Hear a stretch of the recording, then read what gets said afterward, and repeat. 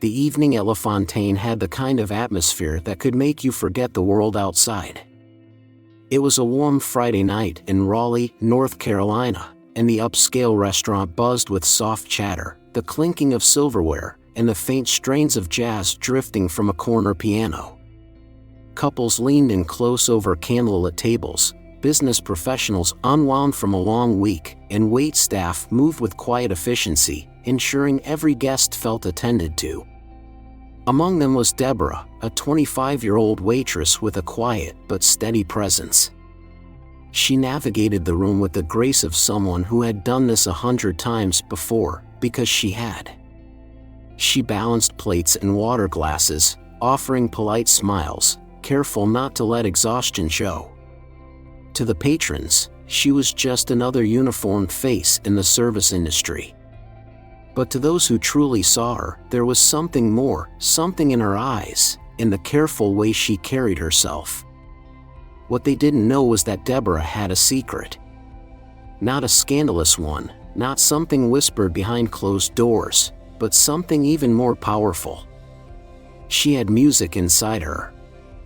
From the time she was a little girl growing up in a small South Carolina town, music had been her escape, her refuge, her first love. Her mother, a hardworking nurse, had struggled to raise Deborah and her siblings on a tight budget. But despite their modest means, music was always present in their home. There were Sunday afternoons filled with the scratchy sound of old vinyl records spinning on a second-hand player.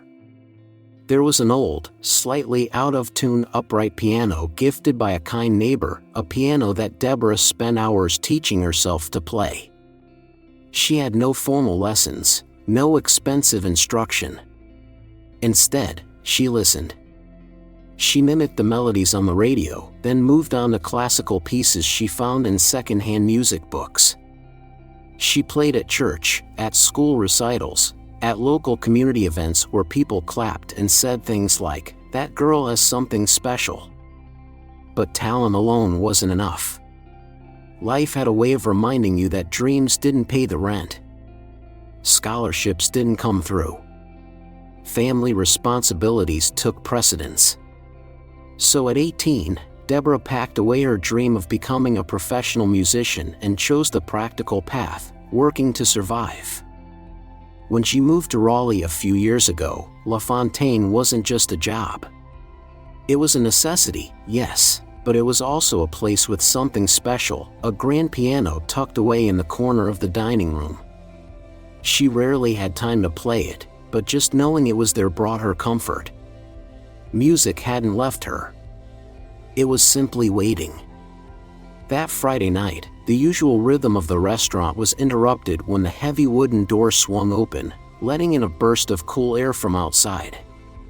A group entered, led by a man whose presence commanded attention the moment he stepped in. Leonard Grayson.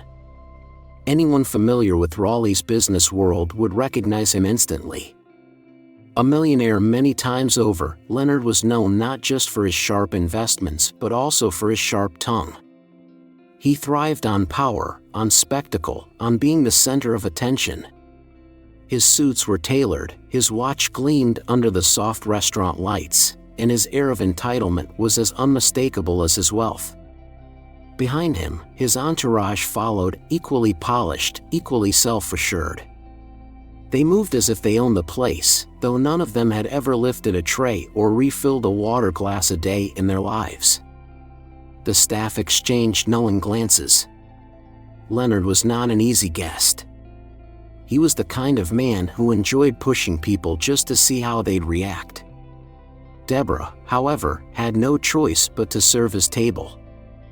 As she approached with her usual quiet professionalism, balancing a tray, Leonard's eyes flicked to her name tag. Deborah, huh? He leaned back in his chair, swirling the amber liquid in his highball glass. Sounds like someone with hidden talents. There was something in his tone, not quite a compliment, not quite an insult. Just enough ambiguity to make her unsure whether to respond or let it pass. She chose the latter, nodding politely and stepping away. But Leonard wasn't finished with her. He watched her, eyes tracking her movements as she moved from table to table, tending to guests who barely noticed her presence. He leaned toward one of his companions, whispering something, and they chuckled. To Deborah, it was just another night. She had dealt with men like Leonard before, the kind who spoke loudly to be heard, who demanded attention, who treated service workers like props in their personal entertainment. She ignored it, as she had been trained to do, focusing instead on keeping her pace steady and professional. What she didn't know, what no one knew, was that by the end of the night, the balance of power would shift. Leonard had singled her out. He had already decided that she was going to be his entertainment for the evening. What he didn't know was that he had just given Deborah an opportunity she never saw coming. This story speaks to something universal, how talent and passion don't always align with privilege, how people like Leonard often underestimate those who serve them. But more than that, it's about resilience, about holding on to something meaningful even when the world tells you to let it go. For anyone who's ever had a dream deferred, for those who were told they weren't enough, or that their time had passed, Deborah's story is a reminder that sometimes, the most unexpected moments can reveal our true worth. Stay tuned for what happens when Leonard tries to turn Deborah into a spectacle, and she turns the tables instead. Deborah had dealt with difficult customers before. She had smiled through impatient sighs, endured condescending remarks, and calmly navigated entitled demands. That was part of working in an upscale restaurant. But there was something different about Leonard Grayson. It wasn't just his arrogance or the way he dominated conversations at his table. It was the way he watched her, as if she were a puzzle he was trying to solve, or worse, a game he was setting up for his own amusement. She felt his eyes on her every time she moved between tables, topping off wine glasses or carefully balancing plates of filet mignon and seared salmon. She ignored it, kept her focus on her job, and reminded herself that this was just another shift. But Leonard wasn't going to let her go unnoticed. As the evening progressed, the restaurant settled into its usual late-night rhythm. The clinking of silverware softened, laughter became more subdued, and conversations drifted into murmurs over half-empty plates and glasses of whiskey. That's when Leonard made his move. When Deborah returned to his table with a bottle of Cabernet Sauvignon, Leonard leaned back in his chair and grinned. "Tell me, Deborah," he said, his voice loud enough for nearby tables to hear. "What do you do when you're not carrying plates? Surely, a young woman like you has dreams." The question caught her off guard. She hesitated, sensing the trap. Still, she answered carefully. "I play piano sometimes," she said, keeping her tone neutral. Leonard's smirk widened. "A pianist, huh? Well now, that's fascinating." She didn't like the way he said it. Too eager, too rehearsed, like he'd been waiting for this exact moment. "Why don't you give us a little performance?" The air changed. A few people turned their heads. The restaurant had an elegant grand piano sitting in the corner, used for live music on certain nights. Tonight, however, no one was scheduled to play. Deborah felt her stomach tighten. "Oh, I couldn't," she said quickly, shaking her head with a nervous chuckle. "I'm just here to work tonight." But Leonard wasn't interested in her protests. He thrived on control, and he had just found his stage. "Nonsense," he boomed, waving his hand toward the piano. "The instrument's right there. Show us what you've got. Surely, a future star like you isn't afraid of a little audience." His companions chuckled, entertained by the spectacle he was creating. Other diners, sensing something unusual unfolding, began to watch. Deborah felt heat rise to her cheeks. She knew what was happening. She wasn't being invited to share her talent, she was being challenged, tested, and put on display like some novelty act. She glanced at her coworkers, but no one intervened. The restaurant had a strict policy about keeping guests happy, and Leonard Grayson was the kind of guest whose complaints could cause trouble for everyone. Still, she tried one last time. "I really shouldn't," she said, hoping he would let it go. Leonard leaned back, sipping his scotch, and let out a dramatic sigh. "Ah," he said with mock disappointment. "All talk, no talent. That's a shame." The words landed like a slap. It wasn't just an insult, it was a dismissal. He was telling the entire restaurant that she wasn't worth taking seriously. That she was just a waitress who had nothing special to offer. Something inside Deborah snapped. She wasn't one to seek confrontation. She had spent years brushing off rude remarks, letting arrogance roll off her back. But there was something about this moment, about the way he tried to belittle her, that struck a nerve. Her mother's words echoed in her mind. "Never let anyone make you small, Deborah. You're bigger than they'll ever know." She straightened her shoulders. "Fine," she said, her voice steady but low. "I'll play." The room bristled with anticipation as Deborah walked toward the grand piano. She could feel the weight of dozens of eyes on her, waiting to see what would happen next. Leonard leaned forward, his smirk widening. He thought he had one. Deborah sat down on the polished piano bench. She placed her hands on the keys, taking a slow breath to steady herself. For a brief second, she felt fear creep in. What if she messed up? What if she proved Leonard right? Then, she closed her eyes and let go. The first notes were soft, almost hesitant. A few guests shifted in their seats, waiting for some amateur fumbling. But then, the melody deepened. Deborah's fingers danced across the keys, drawing out a sound so rich and full it commanded the entire room. She had chosen a piece she knew by heart, Clair de Lune by Debussy. The music floated through the restaurant, wrapping around the diners like a gentle tide. The world outside the restaurant seemed to disappear, leaving only the soft glow of the chandeliers, the polished wood beneath her fingertips, and the story she was telling through the notes. Each chord carried something deeper than mere sound. It carried her mother's sacrifices, the nights spent practicing alone, the weight of dreams put on hold. It wasn't just a song. It was her soul. The restaurant fell silent. Leonard, who had moments ago been so smug, sat frozen. His confident smirk had disappeared. Deborah didn't need to look at him to know that the tables had turned. By the time she played the final note, the room was utterly still. For a few precious seconds, there was no sound, just the fading resonance of the last chord. Then, the first clap. Then another. And then, the entire restaurant erupted into applause. Some diners even stood, clapping with an enthusiasm that caught Deborah off guard. Her coworkers, who had been watching from the sidelines, joined in, some of them cheering. She had done far more than just play the piano. She had reclaimed her power. Leonard, still seated at his table, slowly raised his hands and clapped. But it wasn't the victorious applause of a man in control, it was hesitant, forced, and meaningless in the face of what had just happened. Because for the first time that evening, Leonard wasn't the most powerful person in the room. Deborah was. And no amount of wealth, arrogance, or entitlement could take that away from her.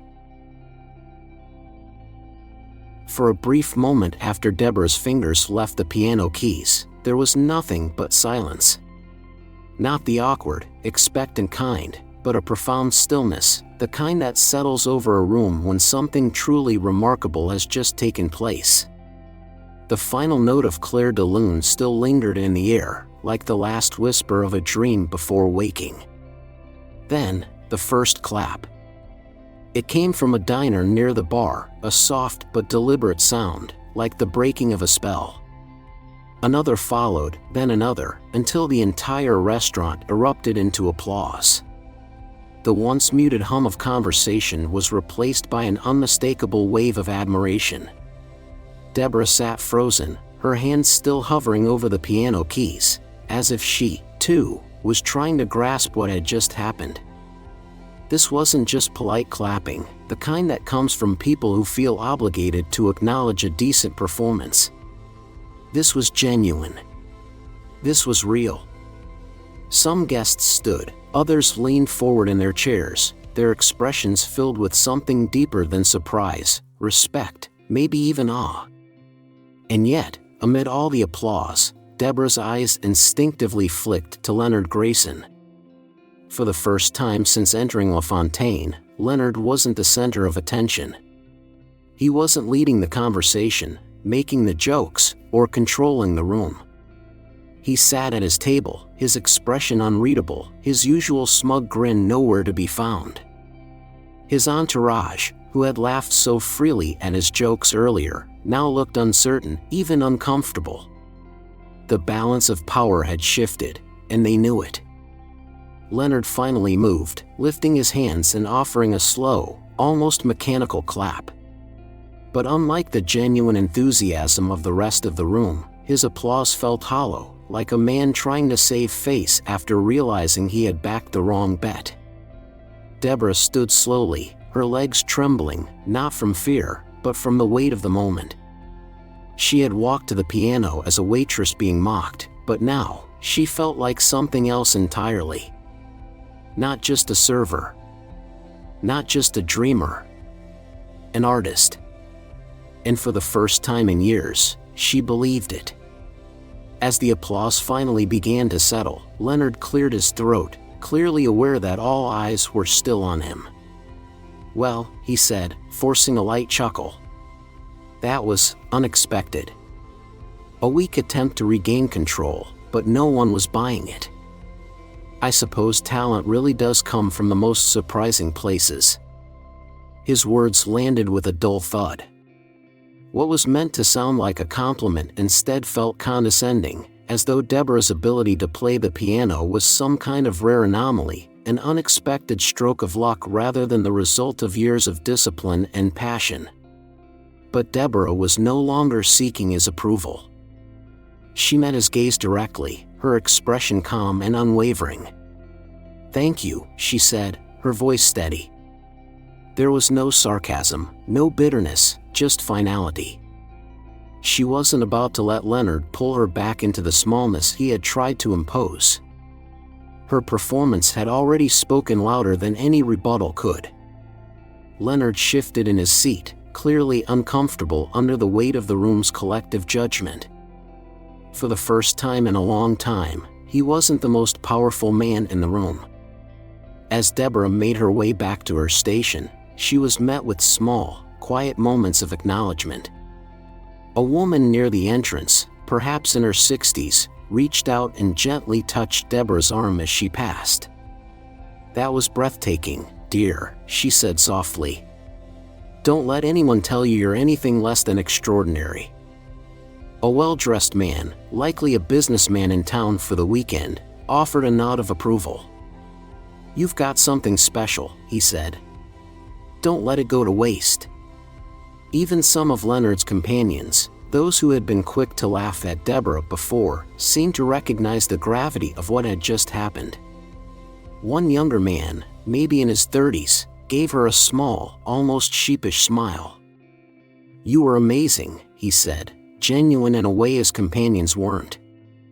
Deborah offered a polite nod, then returned to work, but something had changed. She still had a shift to finish. There were still tables to clean, checks to process, and glasses to refill. But she carried herself differently now. Her head was held a little higher, her steps a little more deliberate. Because for the first time in what felt like forever, she felt seen.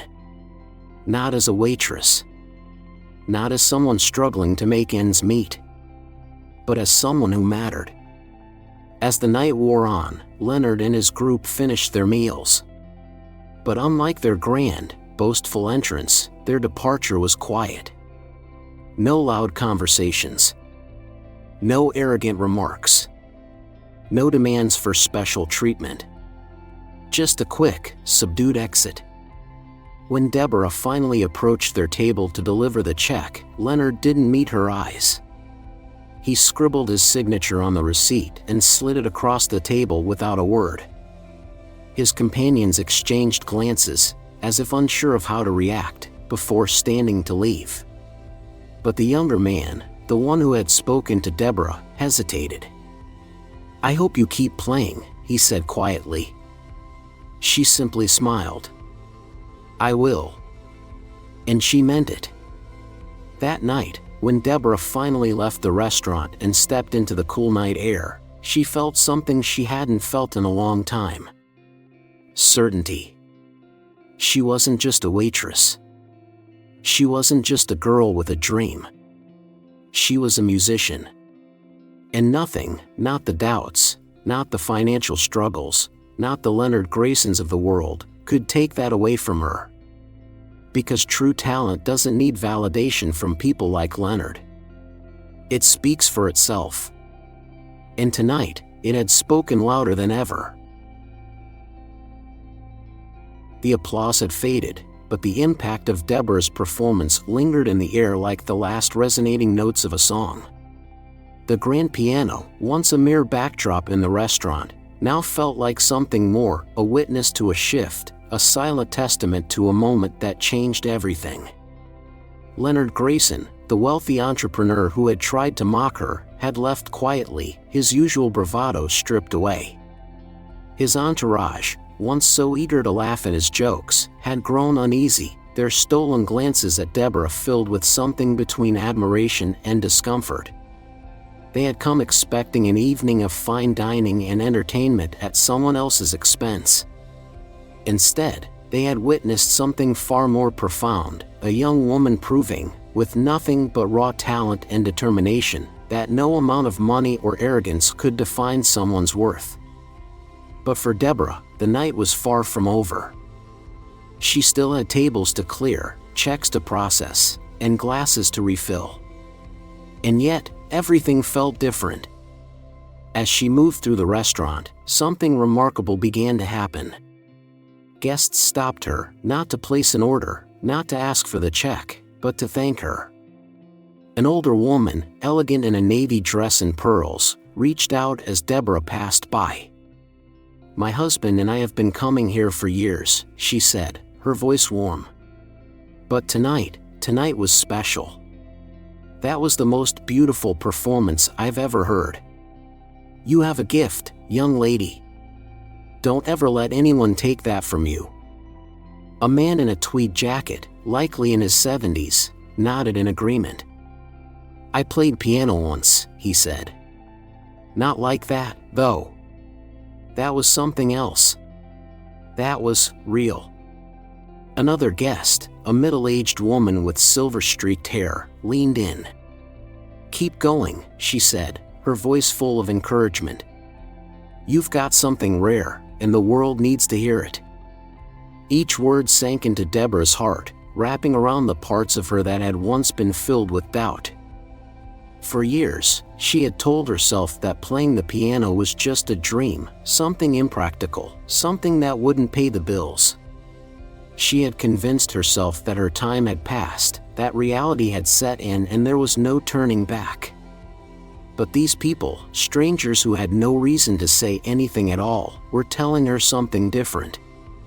As the night wound down, and the last few guests trickled out, Deborah busied herself with the final tasks of closing. The restaurant was quieter now, the energy of the evening settling like dust after a storm. That's when a man approached her. He was well dressed, but not in the flashy way Leonard had been. He looked like someone who had spent more time in recording studios than in boardrooms. His gray hair was slightly unkempt, his shirt open at the collar, a leather messenger bag slung over his shoulder. "Miss," he said, offering a kind smile. "I hope I'm not bothering you, but I had to introduce myself. My name is Richard Calloway. I'm a music producer." I was in town for the weekend, having dinner here, and he shook his head, as if still processing what he had just witnessed.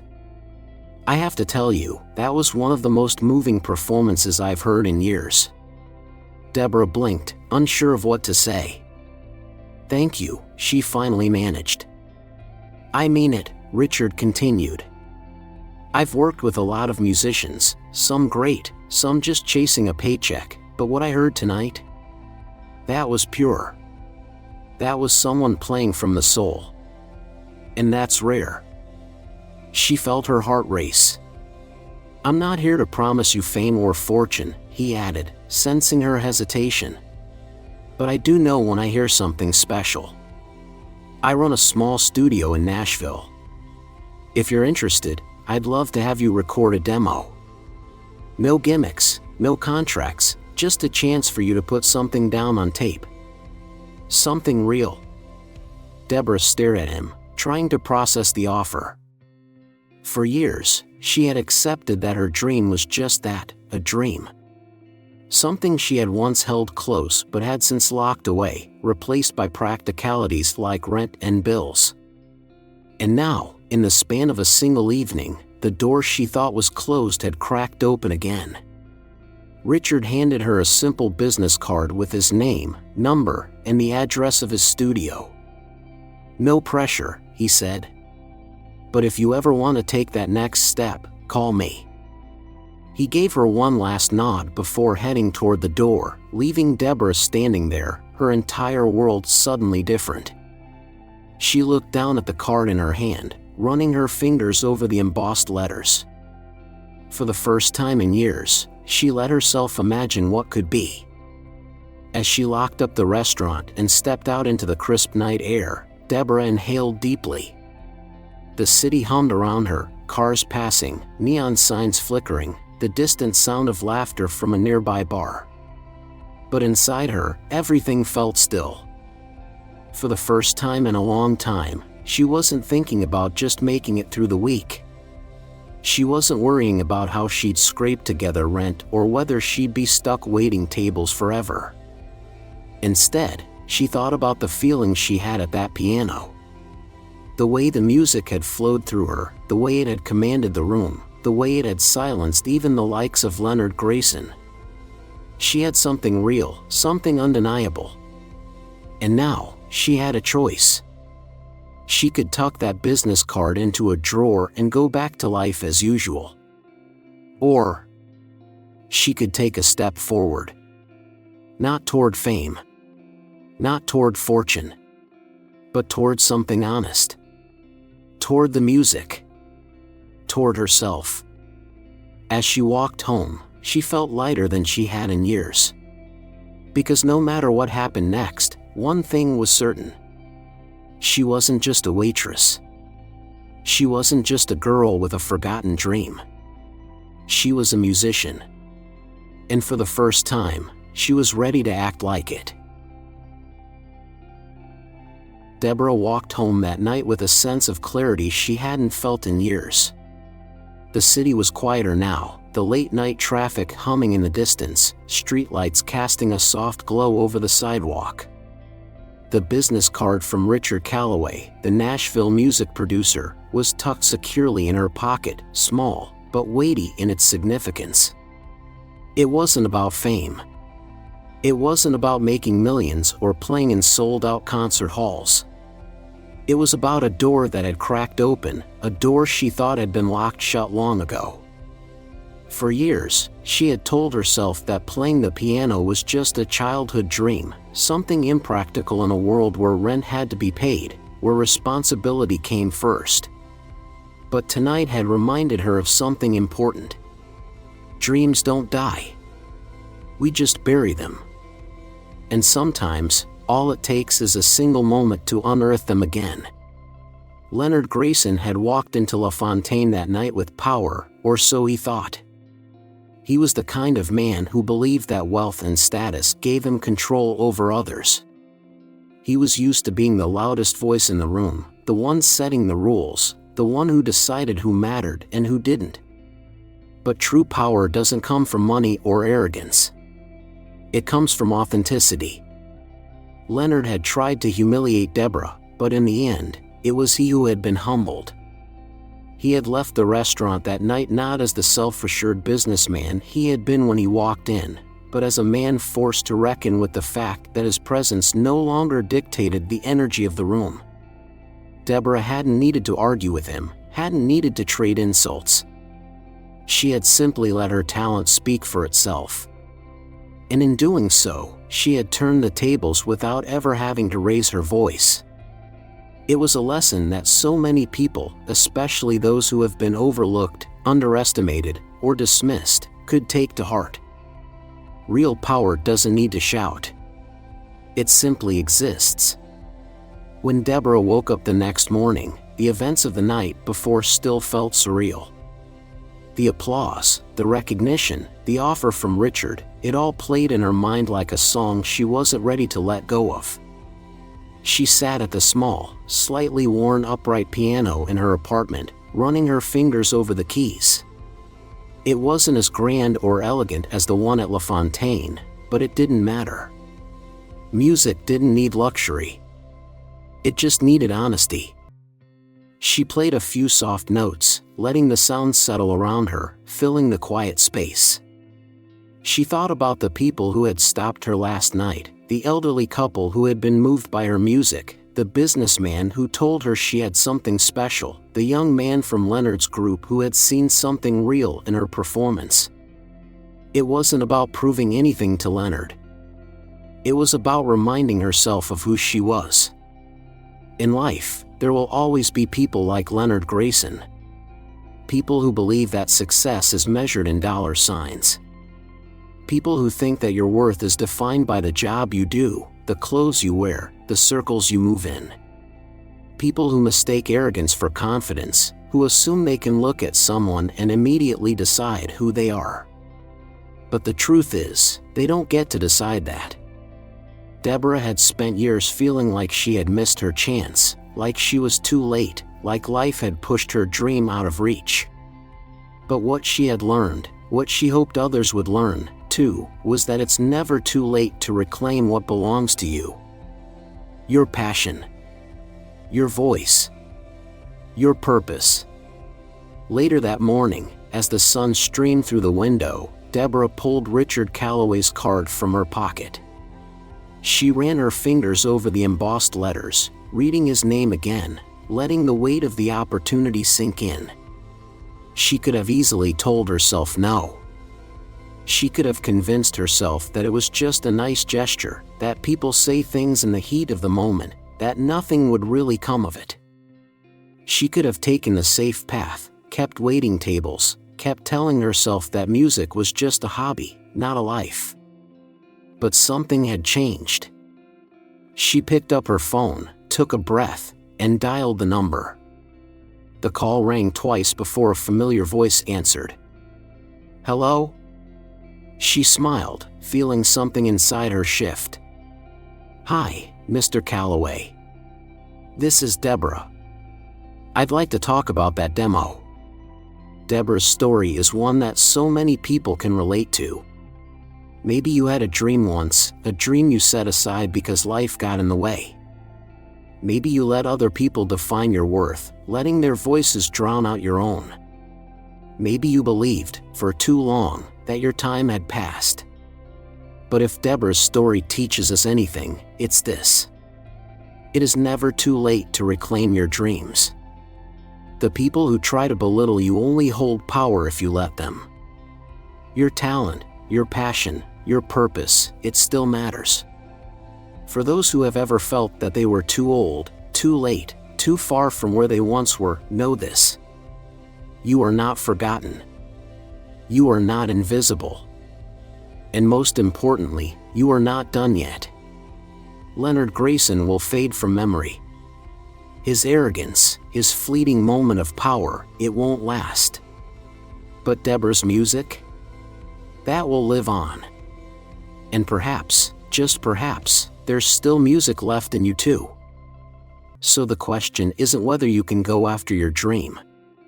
The question is, will you?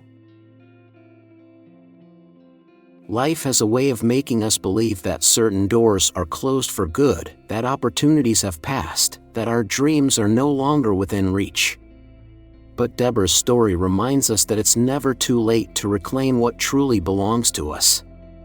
Whether it's a passion we set aside, a voice we silenced, or a part of ourselves we thought we lost, the truth is simple: we are not done yet.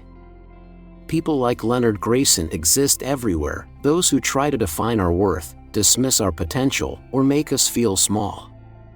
But real power doesn't come from money, status, or arrogance.